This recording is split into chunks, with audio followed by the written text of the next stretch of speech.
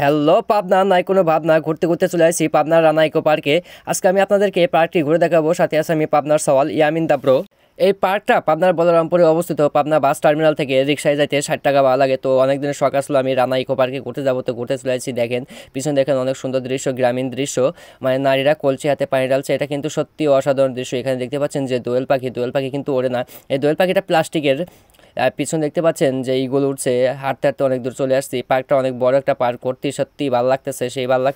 ও মা, এখানে দেখি আবার পরি কবুতর উড়াইতেছে। তো পরীর কাছে যাবো আমি এখন। পরীর কাছে যাই দেখি পরি কবুতর ধরে রাখে নাকি উড়াই দেয়। তো পরীর কাছে চলে আইসি, না পরি লড়ে না চড়েও না, কবুতর হাতে ধরে আছে। তো যাই হোক ভালো লাগছে, অনেক ভালো লাগছে, পরিটারে ভালো লাগছে। তো যাই হোক ইচ্ছা ছিল পরির সাথে প্রেম করবো।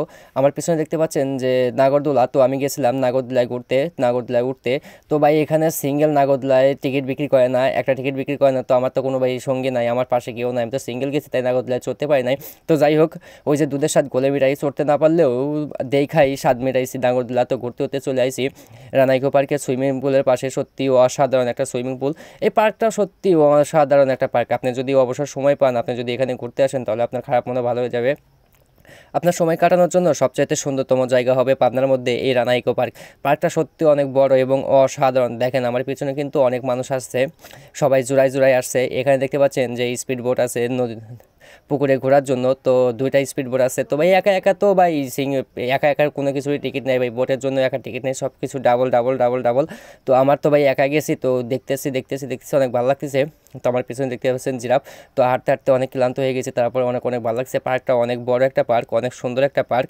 তো আপনি যদি আসতে চান তাহলে অবশ্যই আসতে পারেন। এটা পাবনা জেলার বলরামপুরে অবস্থিত।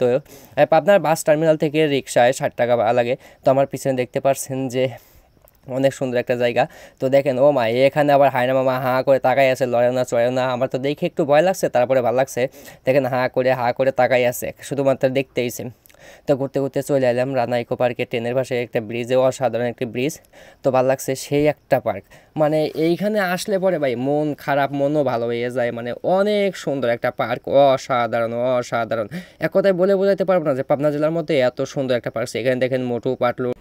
এটা হচ্ছে রানা ইকো পার্কের মধ্যে পিরামিড। দেখেন অনেক সুন্দর, মানে পাবনা জেলার মধ্যে সবচেয়ে সুন্দরতম জায়গা হচ্ছে এই রানা ইকো পার্ক।